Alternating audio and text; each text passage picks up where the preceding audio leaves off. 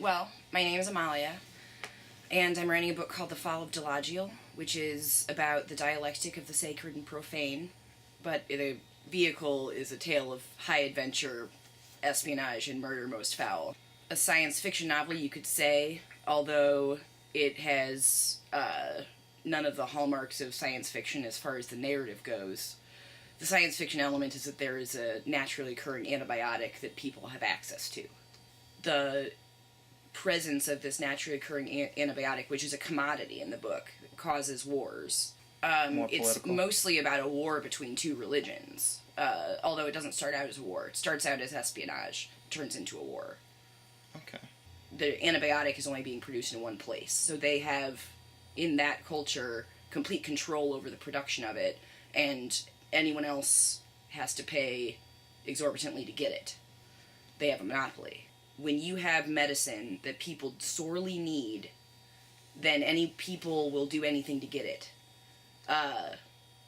And if that is put economic pressures on or go to war over, that's true in our world as well as theirs.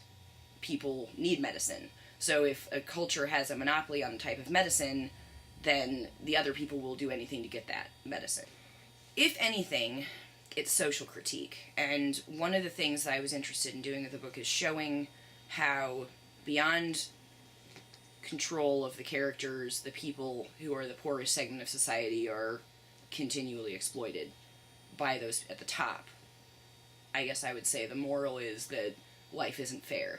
One of those cultures has a caste system similar to modern-day India, where there are castes within the society, some of which are more prestigious than others. So that has a parallel to the real world, because most cultures have social stratification that is somewhat economic in basis. So the main character is named Barabai, and he is sort of like, if you can imagine the CIA, he is an agent in an organization that is not unlike the CIA.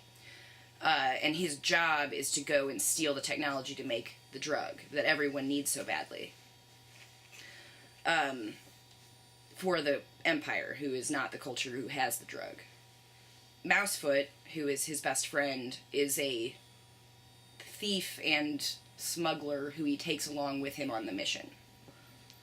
There's also the leader of the Empire, the ruler, who is the Empress, and between Mousefoot and the Empress is the dialectic of the sacred and profane. So Mousefoot is an untouchable. She is the lowest caste of their society. The Empress is absolutely the highest. So Barabai, in trying to find a space in between them, is exploring these extreme opposites. And much of the book is about him trying to choose between these two things that, in his mind, are opposites. In a way, the city is a character in the book. Someone told me once that the best way to write a book is to create a lovable character and then destroy their life. So that's what I'm doing with this city, Delagiel, which is the title of the book. Fall of Delagiel refers to that.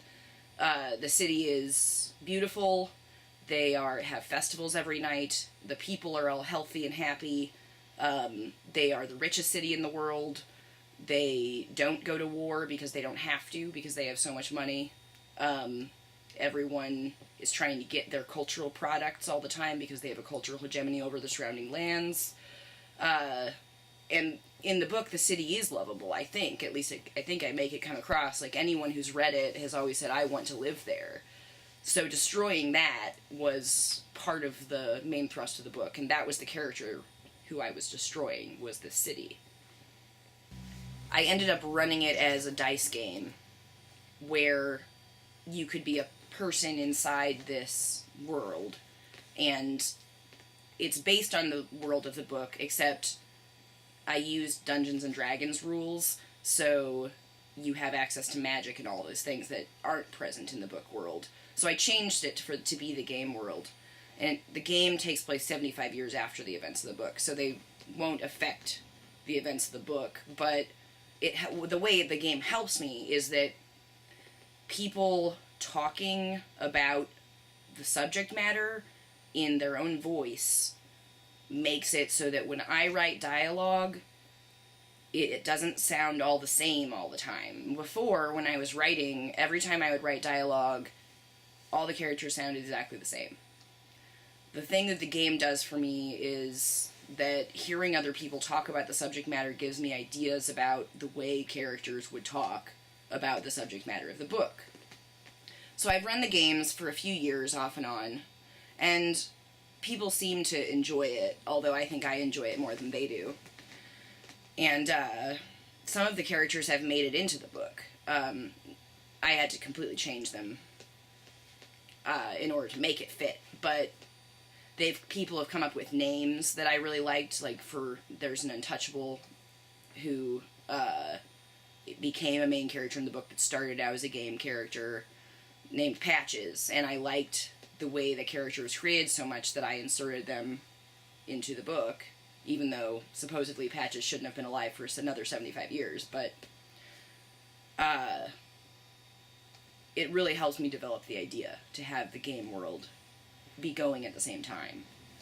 First of all, I thought of the idea 10 years ago, and I've been